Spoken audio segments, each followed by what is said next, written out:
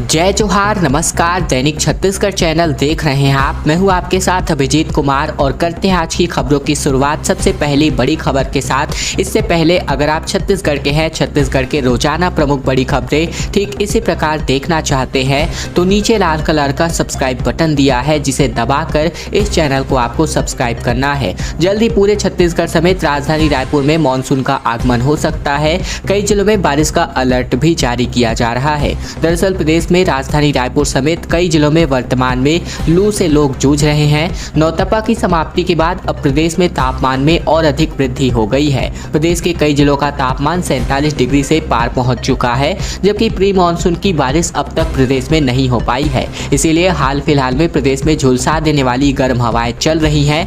मौसम विभाग द्वारा किए गए पूर्वानुमान के अनुसार विभिन्न स्थानों पर बारिश की संभावना बीते दिन व्यक्त करी गई थी, लेकिन बारिश तो संपन्न नहीं हुई। लेकिन कुछ स्थानों पर हल्के और घने बादल छाए रहे थे। इसके अलावा बात करें तो यहाँ पर बंगाल की खाड़ी में भी एक सिस्टम बन रहा है, जिसकी वजह से 15 जून तक मानसून बस्तर पहुंच जाएगा। इधर 20 जून तक पूरे प्रदेश में मानसून सक्रिय हो जाएगा। दरअसल 10 जून से यहाँ पर तापमान में गिरावट का दौर शुरू होने की बात मौसम वैज्ञानिकों द्वारा कही जा रही है। और इसके अलावा बात करें तो प्रदेश में वर्षा की गतिविधियां बढ़ने के साथ अधिकतम तापमान में गिरावट का दौर अब शुरू हो चुका है। इसके अलावा बात करें तो मानसून के लिए परिस्थितियां अनुकूल है, लेकिन फिर भी 4 दिन की देरी यहाँ पर होने वाली है। पूर्वानुमान के अनुसार बात करें तो यहाँ पर महाराष्ट्र के कुछ भाग, गोवा, कर्नाटक और कुछ भाग, इसके अलावा बचे हुए तमिलनाडु में मानसून गतिविधियां बढ़ चुकी हैं।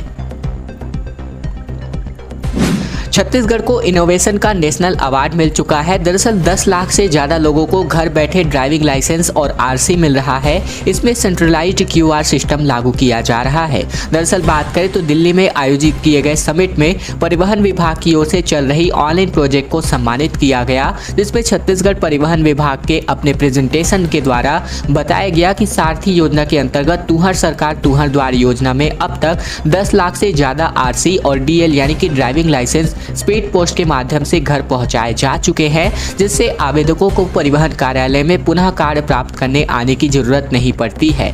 योजना के अंतर्गत आरसी एवं डीएल यानी कि रजिस्ट्रेशन सर्टिफिकेट और ड्राइविंग लाइसेंस के लिए वर्तमान में केंद्रीकृत नई क्यूआर आधारित प्रणाली अपनाई गई है। इससे क्यूआर कोड स्कैन करते ही गाड़ी और ड्राइविंग लाइसेंस की समस्त जानकारी प्रवर्तन अधिकारी को तत्काल प्राप्त हो जाती है। ऑनलाइन मेडिकल प्रमाण पत्र फॉर्म A1 के जरिए पहला राज्य छत्तीसगढ़ है, जिसमें ड्राइविंग लाइसेंस के लिए आवेदकों को डॉक्टरों के द्वारा ऑनलाइन जारी किया जाता है, जिसमें परिवहन विभाग के द्वारा प्रवर्तन को इफेक्टिव बनाने के लिए ई चालान ऐप लागू किया जा रहा है। इसमें सड़कों पर यातायात नियमों का उल्लंघन करने वाले वाहन चालकों पर ई चालान के माध्यम से आवेदकों के दर्ज मोबाइल नंबर पर कार्यवाही हेतु चालान भी भेजे जा रहे हैं। एक्सक्लूसिव खबर है, पहली बार सरकारी स्कूलों में प्री प्राइमरी की क्लासेस लगने वाली हैं और इसके लिए पेरेंट्स को यहां पर पढ़ाने के तरीके जो है सरकार सिखाने वाली है। छत्तीसगढ़ के हिंदी मीडियम स्कूलों में पहली बार प्री प्राइमरी की पढ़ाई शुरू होने जा रही है। इस कारण अब नई अलग से जो है यहाँ पर पाठ्यक्रम तैयार किया जा रहा है। पहली बार पाठ्यक्रम में अभिभावकों को भी जोड़ा जा रहा है, यानी कि स्कूल में टीचर तो पढ़ाएंगे ही, साथ ही यह भी बताया जाएगा कि पेरेंट्स को किस तरह से इन बच्चों को घर में पढ़ाई में मदद करनी है। इसीलिए किया जा रहा है क्योंकि जिस लाइन पर स्कूल में पढ़ाई हो रही है, घर में पेरेंट्स उसी लाइन पर पढ़ाएंगे तो बच्चों में कैचिंग पावर बढ़ेगा और संशय की स्थिति खत्म हो जाएगी। दरअसल सरकारी स्कूलों में प्री प्राइमरी कक्षाओं का नाम बालवाड़ी रखा जा रहा है। नई सत्र यानी कि 2022-23 से रायपुर के 149 समेत प्रदेश भर के लगभग 6536 स्कूलों में प्री प्राइमरी की पढ़ाई शुरू हो जाएगी। इसके लिए राज्य शैक्षिक एवं अनुसंधान एवं प्रशिक्षण परिषद यानी कि SCERT से कोर्स तैयार किया जा रहा है। इसमें बच्चों को खेल खेल में भाषा व गणित सिखाने के लिए जोर दिया जा रहा है। बच्चों को जो किताबें मिलेंगी उनमें से यह भी जानकारी दी गई है कि छोटे बच्चों को किस तरह से पढ़ाना है, उनका अभ्यास कैसे कराना है। टीचर इसी आधार पर बच्चों को स्कूल में पढ़ाने वाले हैं। आंदोलन कर रही महिलाओं की तबीयत लगातार बिगड़ती जा रही है। चिलचिलाती धूप ने इन लोगों का हाल फिलहाल बिगाड़ दिया है। एम्बुलेंस भी देरी से आई है। भीड़ इतनी थी कि धरना स्थल खचाखच भरा हुआ है। रायपुर में 41 डिग्री की गर्मी तेज धूप के बीच चल रहे महिलाओं के आंदोलन में मुश्किलों का सामना करना पड़ रहा है। आंगनबाड़ी कार्यकर्ताओं के महापड़ाव अभियान में 2 महिलाओं की तबीयत बिगड़ गई। ये महापड़ाव आंदोलन रायपुर के धरना स्थल पर चल रहा है। जिन महिलाओं की तबीयत बिगड़ी है वह राजनांदगांव जिले की बताई जा रही हैं। आनंद फानन पास के ही अस्पताल में इनको भेजा गया है। ऐसे में एम्बुलेंस का काफ़ी देर तक इंतजार किया गया, मगर भीड़ भाड़ की वजह से एम्बुलेंस के पहुंचने में भी देरी हो गई। इधर बात करें तो रायपुर के धरना स्थल पर तकरीबन 30 से 40 बसों में भरकर 23 जिलों से महिलाएं जो है गुरुवार रात को ही रायपुर पहुंची हुई हैं। बहुत सी महिलाएं शुक्रवार को भी आई हैं और अब धरना स्थल पर पैर रखने तक की जगह नहीं है। धरना स्थल पर तो जो महिलाएं बैठी ही हैं, आसपास के चौराहों, रेस्टोरेंट, चाय की टपरी में भी महिलाओं का जमघट लगा हुआ है। इसके अलावा बात करें तो लगातार ये सभी महिलाएं चाहती हैं कि इन्हें कलेक्टर दर पर मेहनताना दिया जाए। फिलहाल इन्हें लगभग 6,000 रुपए मिलते हैं। पिछले चुनाव में कांग्रेस के घोषणा पत्र में कलेक्टर दर पर मानदेय देने का वादा किया गया था। अब सभी महिलाएं चाहती हैं कि उसी वादे को निभाया जाए। और अब खबर आ रही है पोस्ट मैट्रिक छात्रवृत्ति के लिए अब अपना आवेदन जो है प्रस्तुत कर सकते हैं और इसके लिए आप अभी से अप्लाई कर सकते हैं। पोस्ट मैट्रिक छात्रवृत्ति के लिए ऑनलाइन आवेदन शुरू हो चुके हैं। सहायक आयुक्त आदिवासी विकास विभाग रायपुर ने बताया है कि छात्रवृत्ति के लिए SC, ST और OBC वर्ग के छात्र ऑनलाइन आवेदन कर सकते हैं।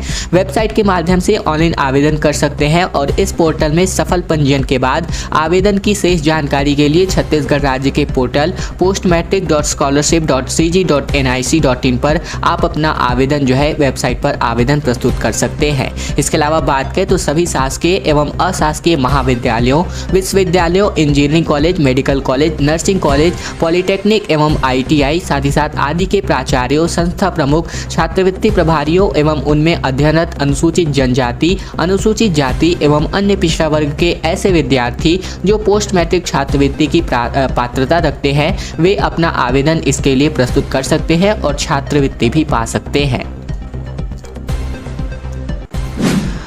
एक अजीबोगरीब मामला सामने आ रहा है जहां पर छत्तीसगढ़ में एक मासूम का रेस्क्यू किया जा रहा है जो कि बोरवेल के अंदर फंसा हुआ है। 50 फीट नीचे राहुल फंसा हुआ है। पाइप से इनको लगातार ऑक्सीजन दी जा रही है। CCTV कैमरे की मदद से इन पर नजर भी रखी जा रही है। दरअसल छत्तीसगढ़ के जांजगीर जिले से खबर है जहां पर 10 साल का एक बच्चा खेल के दौरान बोरवेल में गिर गया। फिलहाल राहुल को बचाने के लिए 6 घंटे से रेस्क्यू अभियान जारी है। अब तक मिली जानकारी के अनुसार 36 फीट से ज्यादा की खुदाई हो चुकी है। पाइप के माध्यम से राहुल को ऑक्सीजन दिया जा रहा है। बोरवेल से राहुल की आवाज और उसकी पूरी हलचल पूरी तरीके से सुनाई और दिखाई दे रही है। मुख्यमंत्री भूपेश बघेल ने भी बच्चे को सुरक्षित निकालने के लिए गाइडलाइन जारी किया है। इसके अलावा जिला कलेक्टर, पुलिस अधीक्षक भी मौके पर मौजूद है। बता दें कि यहाँ पर कटक और बिलासपुर से NDRF की टीम भी रवाना हो चुकी है। कोरबा और रायगढ़ से भी मशीनें मंगाई गई हैं। जिला प्रशासन द्वारा हर संभव कोशिश की जा रही है। आसपास के एरिया में बैरिकेडिंग किया गया है। पर्याप्त लाइटिंग के साथ स्वास्थ्य अधिकारियों और एम्बुलेंस की टीम को तैनात किया गया है।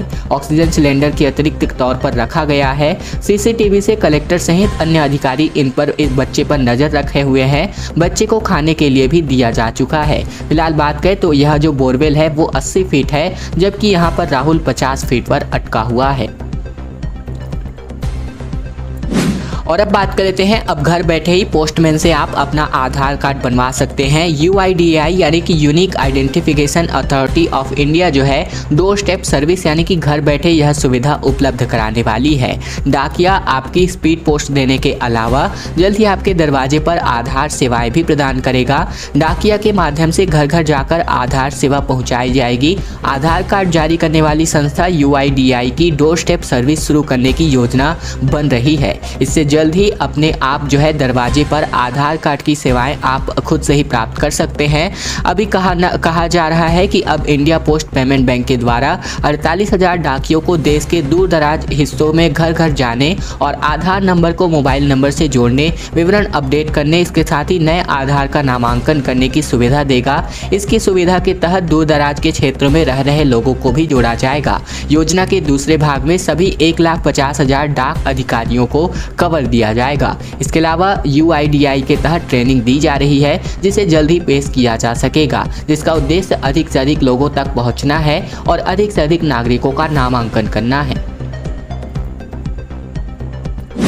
न्याय के लिए सर्व आदिवासी समाज का जेल भरो आंदोलन सामने आ रहा है। 17 जून को सड़क पर उतरेंगे हजारों लोग। सिलगेर, बालोद और हसदेव का मुद्दा गर्मा चुका है। छत्तीसगढ़ में 17 जून को सर्व आदिवासी समाज प्रदेश व्यापी जेल भरो आंदोलन करने जा रहा है। समाज के लोगों का कहना है कि प्रदेश में सरगुजा से लेकर के बस्तर में चल रहे आदिवासी आंदोलनों में अब तक सरकार की तरफ से किसी भी प्रकार का न्याय नहीं मिल पाया है। इसी वजह से प्रदेश भर के आदिवासियों में आक्रोश है। अब प्रदेश के आदिवासी समाज के लोग सड़क पर उतरने की तैयारी कर रहे हैं। हाल ही में समाज की बैठक हुई थी जिसमें आंदोलन के लिए सहमति भी बनी थी। सर्व आदिवासी समाज का कहना है कि बस्तर के सुकमा बीजापुर जिले की सरहद पर स्थित सिलगेर में मई 2021 में जवानों ने निर्दोष ग्रामीणों को जो है गोली मारी थी और मारे गए लोगों को नक्सली बताया था। जांच के बाद पता चला कि ये किसान और गाँव के ग्रामीण थे, लेकिन अब तक दोषियों पर कार्यवाही नहीं की गई है। इधर समाज के लोगों का कहना है कि सरगुजा के हसदेव अरण्य परसा कोल ब्लॉक को लेकर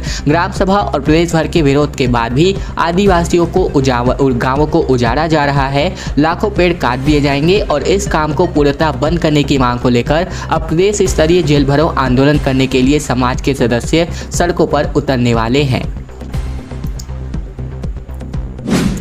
खबर आ रही है जसपुर जिले से, जहां पर दौरे पर रहेंगे मुख्यमंत्री भूपेश बघेल। पत्थलगांव विधानसभा क्षेत्र में जन चौपाल लगाकर लोगों से करेंगे बातचीत। दरअसल मुख्यमंत्री भूपेश बघेल भेंट मुलाकात अभियान के तहत 11 जून को जसपुर जिले के पत्थलगांव विधानसभा क्षेत्र में आम जनता से सीधे रूबरू होंगे, यानी कि आज के दिन रवाना होंगे। मुख्यमंत्री पत्थलगांव विधानसभा क्षेत्र के विभिन्न गाँवों में लोगों से भेंट मुलाकात करने के साथ ही शासकीय योजनाओं एवं कार्यक्रमों के क्रियान्वयन की स्थिति का जायजा और फीडबैक लेंगे। मुख्यमंत्री श्री बघेल पत्थलगांव से विभिन्न समाज एवं संगठनों के पदाधिकारियों से भेंट मुलाकात करेंगे। मीडिया प्रतिनिधियों से चर्चा और विकास एवं निर्माण कार्यों का लोकार्पण एवं भूमि पूजन, रात्रि विश्राम भी करने वाले हैं।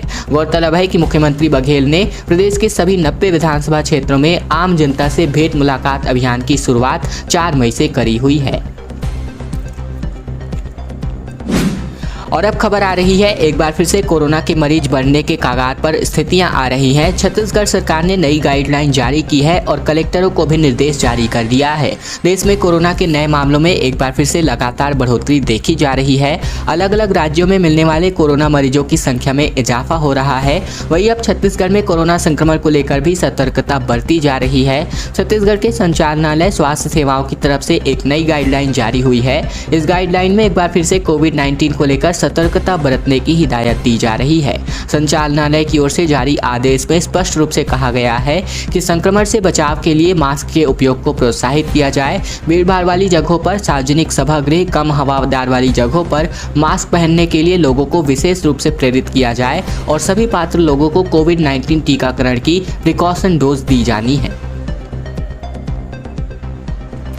और अब आज की अंतिम बड़ी खबर, जहां पर व्यापमं ने अपना रिजल्ट घोषित कर दिया है। सिंचाई विभाग में सब इंजीनियर का परिणाम घोषित हो चुका है। बालोद के निमेश्वर ने टॉप किया है, जबकि 400 पदों के लिए 8 मई को भर्ती परीक्षा हुआ था। सिंचाई विभाग के सब इंजीनियर के 400 पदों के लिए ली गई परीक्षा का परिणाम घोषित कर दिया गया है। दरअसल बालोद के निमेश्वर ने परीक्षा में टॉप किया है। उन्हें 150 में से 122 नंबर मिले हैं। ऐसे में व्यापमं ने 8 मई को जो है सब इंजीनियर की परीक्षा के लिए सब इंजीनियर की पोस्ट के लिए परीक्षा का आयोजन किया था। इसके अलावा आप अपना जो है रिजल्ट देख सकते हैं व्यापमं की ऑफिशियल वेबसाइट पर। 28 मई तक यहाँ पर दावा आपत्ति के लिए जो है यहाँ पर मंगाया गया था। 23 मई को मॉडल आंसर जारी किया गया और अब जिसके निराकरण के बाद 10 जून को रिजल्ट घोषित कर दिया गया है। टॉप 10 में रामानुजगंज के किशन चंद केसरी दूसरे नंबर पर हैं। दुर्ग के पंकज कुमार स्वर्णकार जो है तीसरे नंबर पर, जबकि बालोद के त्रिलोक साहू चौथे नंबर पर हैं। ठीक इसी प्रकार खरसिया रायगढ़ की प्रगति साहू 5वें नंबर पर उपलब्ध है। तो आज की खबरों का सिलसिला बस यही तक का था। वीडियो अगर आपको पसंद आए तो नीचे लाइक बटन है, जिसे दबाकर इस वीडियो को आपको बहुत ही छोटा सा लाइक करना है। नीचे लाल कलर का सब्सक्राइब बटन भी दिया है, जिसे दबाकर इस चैनल को आपको सब्सक्राइब करना है, ताकि प्रतिदिन की महत्वपूर्ण खबरें, छत्तीसगढ़ के समाचार बिना किसी रुकावट रोजाना हम आप तक पहुँचा सके। तो चैनल को जरूर सब्सक्राइब कीजिएगा।